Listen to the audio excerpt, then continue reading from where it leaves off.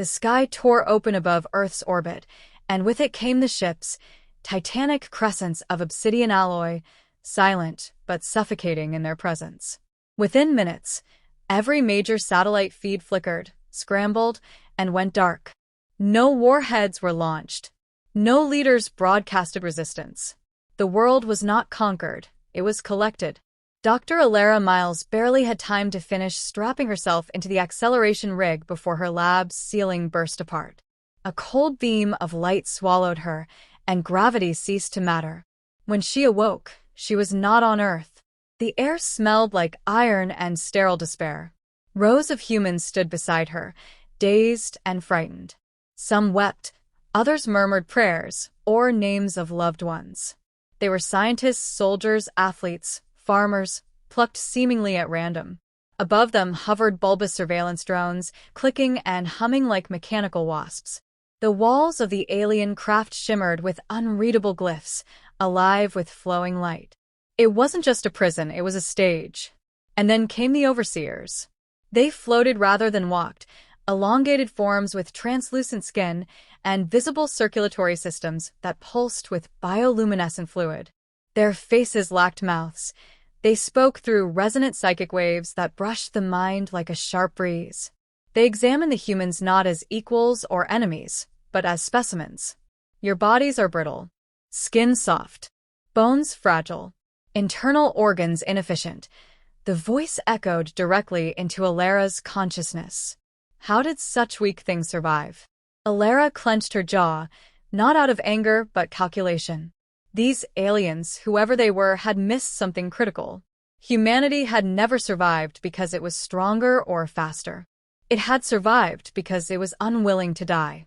In the following days, the captives were divided. Some were taken and never returned. Others came back altered, mindless, shells of who they were, speaking in clipped alien dialects. Resistance was punished brutally. Yet Alara endured. She watched. She listened. She waited. That was when she noticed her. Among the newer arrivals was a young woman named Rhea. Tall, lean, with muscles like coiled steel and eyes that burned with something otherworldly. Anger, yes, but purpose, too. While the others shrank in fear, Rhea studied their captors with bold, hawkish scrutiny. She was silent, almost unnerving in her control. During rations, Alara sat beside her. "You've been watching them," Alara said quietly. Rhea nodded.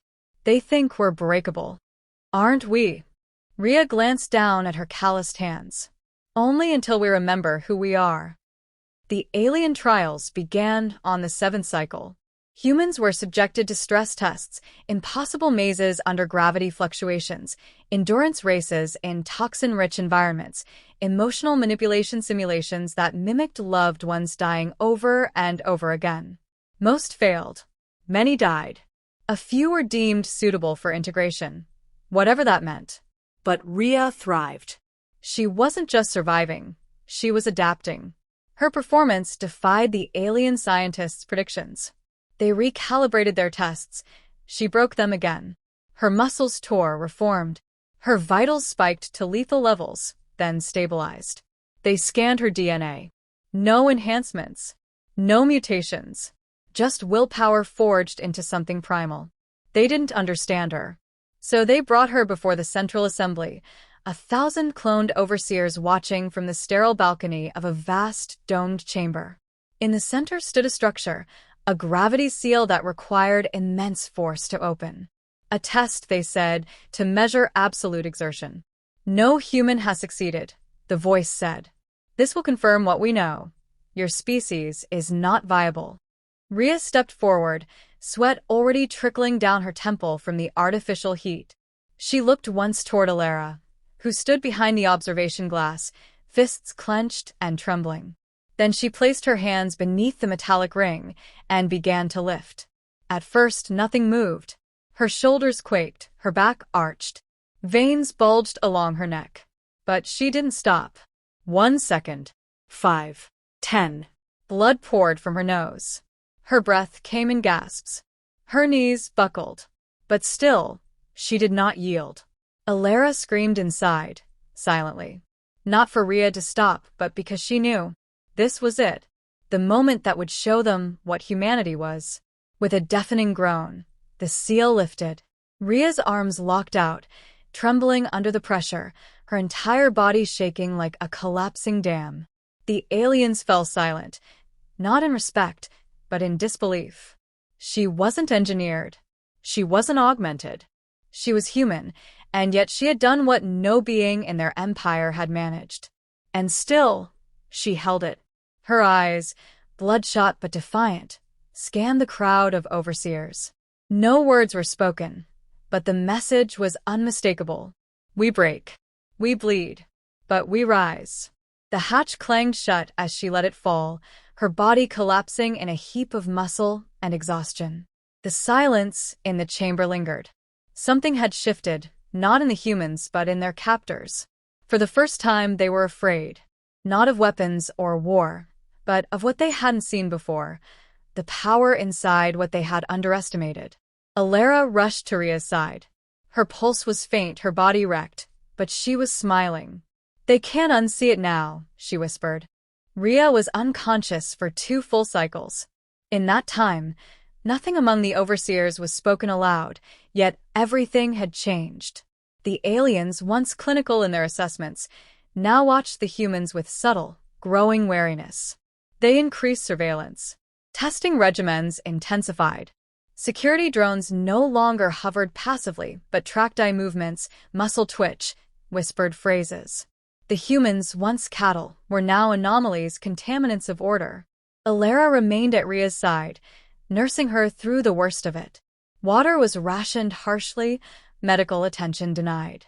Yet Alara had been a neuroscientist once, and her memory, sharpened by terror, recalled ancient survival techniques. She siphoned fluid from nutrient gel packs, cracked open a drone's containment node for trace antiseptic, and kept Rhea's fever from consuming her brain. But it wasn't care that revived her. It was defiance. On the 3rd morning of the 2nd cycle, Rhea sat up. They moved the others, she croaked. Did you see? Alara nodded grimly. They're isolating anyone who showed resolve. They're afraid you'll spread something. Rhea looked up, her eyes cold with clarity. I already did. Word of her feat had passed between cell blocks through a dozen languages, carried in song, in hand signals, in the deliberate tap of knuckles on steel. Some humans began pushing themselves harder in trials. A boy with a clubfoot outran a genetically modified warrior. A woman who hadn't spoken in weeks endured a psychological gauntlet designed to induce madness, and smiled at the end. The overseers had called them inefficient. Now they were calling them unstable. Alara met with others in secret. Biologists, engineers, philosophers, anyone who could think tactically. They gathered not weapons but ideas. Human thoughts were unpredictable, nonlinear. That's what unnerved the aliens. They had evolved into perfect logic, devoid of chaos, unable to comprehend irrationality as a strength. They miscalculated. Alara whispered during one such meeting. They saw weakness in our tissue, but they didn't test our conviction. Rhea trained in the corner of the communal space, despite her injuries. She used the walls, the angles of shadows, even the electromagnetic pulse schedules to rebuild her strength. Her muscles regrew quickly, scarred but functional. The others watched her like a spark in a dry forest. Eventually, the aliens made a move. A new trial was announced, the Crucible. Unlike the earlier tests, this one would not be scored or measured. It had only one outcome, submission or elimination. Participants were to enter alone. No time limit. No information given.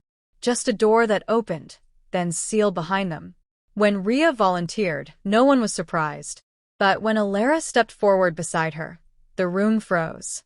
You're not built for this, Rhea said. That's what they think, Alara replied. I want them to see why they're wrong. Not just in strength, but in spirit. The overseers allowed them both to enter, intrigued perhaps by their bond, or by the possibility of watching them break together. Inside, there was no arena. No traps. Just a long corridor of polished obsidian, lined with mirrors. The air was thick, humming with psychic pressure. This was no physical test. It was psychological warfare. The mirrors did not reflect their forms. Instead, they showed versions of themselves twisted by fear. Alara saw herself in a lab, surrounded by fire, unable to save anyone. Her hands melted into bone, her voice silenced by guilt. Rhea saw herself failing the trial, on her knees, begging for mercy. Her strength gone. Her will fractured. It was not an illusion, it was memory, weaponized. The aliens had mapped their subconscious. Alara's knees buckled. Her breath grew ragged. The voice in her head, the same one that had mocked her species, returned. You see now. The flaw is internal. You grieve. You cling. You hope. These are your weaknesses. She almost believed it, until Rhea screamed. But it wasn't a scream of fear, it was fury. Her fist struck the mirror. The reflection laughed, then shattered. Rhea turned to Alara, panting. They think pain is a curse. It's a compass. Alara gritted her teeth, rose shakily, and together they marched forward. Each mirror they passed flickered, warped, cracked. Their memories surged, but didn't control them. Alara remembered her failures, and walked through them. Rhea remembered her abandonment, and kept moving. When they reached the chamber's end, a panel opened. An overseer stood beyond, alone, not armored. Curious. You altered the programming, it said aloud, voice trembling from an artificial voice box. The crucible was not meant to be survivable. Alara approached it. That's your mistake. You keep designing tests around what you think strength looks like. We endure, Rhea added. That's the part you can't simulate. The overseer's face remained unreadable, but its aura dimmed. Not fear exactly, something closer to disbelief. It turned, without a word, and walked away. Guards did not seize them. Drones did not follow. The humans in the holding cells began to murmur again, but this time, not out of dread. They saw Rhea and Alara return not broken or silent, but stronger. And somewhere deep in the ship, beyond layers of alien logic and sterile science, protocols began to shift. The experiment was not failing, but it was no longer under control. The crucible hadn't tested the humans. It had awakened them. The overseers began to make mistakes. Small at first, routine scans skipped, corridor sentries delayed in response, nutrient dispensers doubling output. To an alien mind, these were trivial fluctuations. But to humans, patterns told stories. And the story they now told was one of unraveling control. Alara noticed it in the silence. Where once every breath had been watched, now there were blind corners. She mapped them in her mind, turning the sterile geometry of the alien ship into a potential path to freedom. Rhea noticed it in posture. The overseers no longer hovered with the same predatory indifference. Some flinched when approached. A few even averted their gaze. Fear, Alara realized, was spreading. The ship was a hive, a structured hierarchy of thought and action, reliant on unity of purpose. But humans were splinters in its mind. They broke symmetry. They laughed in suffering. They disobeyed, without gain. And Rhea had become more than a symbol. She was a virus in their algorithm. It wasn't just humans watching her now. A small contingent of overseers, newer or younger perhaps, began lingering longer near the human quarters. They asked no questions but stared too long. One even mimicked a salute when Rhea passed. We're not just subjects anymore, Alara whispered one night. We're becoming mythology. They don't understand how we're doing this, Rhea murmured back. So they're waiting to see who we are when we don't think we're being seen. A new decree arrived. Humans were to be redistributed across the fleet. Separated. Dispersed. Fragmented. The overseers disguised it as optimization, but the humans recognized it for what it was: containment. Dilution of the uprising before it ignited. But the timing was wrong. By then, humans had already begun teaching each other. Not just strength but will. Songs in the mess hall that taught resistance. Exercises hidden as meditation. Signal codes tapped on walls, knuckles, table edges. Rhea taught them how to break rhythm without breaking resolve. Alara taught them how to hide memory inside silence. On the eve of relocation, a child among them fell sick. Protocol dictated immediate removal. Disposal. A guard drone hovered, weapons humming to life. Before it could strike, Rhea stepped between the child and the machine. "No," she said, voice like carved stone. The drone hesitated. From the balconies above, dozens of overseers watched, expecting retaliation, blood, compliance. What they got instead was solidarity. One by one, the humans stood beside Rhea, forming a wall of soft, fragile, defiant flesh. Alara counted 13 overseers, all silent. And then something broke. One of them stepped down. It didn't float. It walked. Unsteady. Awkward. Alien muscles not meant for friction, now bent to gravity's whim. It reached the line of humans and knelt. Gasps echoed around the chamber. The drones did not fire. The overseers did not intervene. "You are unquantifiable," it said, its voice filtered through static. "Pain without surrender. Chaos with purpose. Fear as weapon. This does not compute. This must be learned." Alara's voice trembled. "Why us? Why take us at all?" The overseer raised its head. "Your planet was not chosen for strength. It was chosen for variability. Your kind are genetic riddles. Unpredictable. Dangerous. We wanted to know how you endured extinction cycles. Plagues. Wars. Starvation. We assumed it was mutation. It is not. It is something you carry." Rhea's eyes narrowed. "Then why not ask?" "Because we feared the answer." In that moment, the illusion collapsed. The mighty invaders had never been gods. They were archivists, scientists, logic-bound observers poking at the edges of something they couldn't code or replicate. And the more they tried to dissect it, the more human resistance grew, not in hate, but in depth. What had begun as a study of weakness had become a confrontation with spirit. The ship changed course. No alarms. No lights. Just a silent veer off its galactic trajectory. Alara accessed the navigation logs. The destination was Earth. "You're taking us back?" she asked. "No," the kneeling overseer replied. "We are returning you to preserve what we failed to understand. You are not perfect, but you are necessary." And so, it ended not with an explosion or uprising but with acknowledgement. The ship that had once abducted them now became their vessel home. When the Earth's curve crested into view, Rhea stood at the observation deck, arms crossed, face solemn. "They laughed at us," she said quietly. "Called us fragile."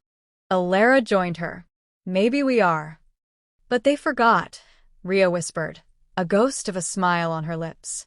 "Fragile things can still cut deep." Beneath them, Earth turned slowly, waiting, ready, not as a sanctuary, but as the origin of something even the stars couldn't decode. The return would not be the end. It would be the beginning.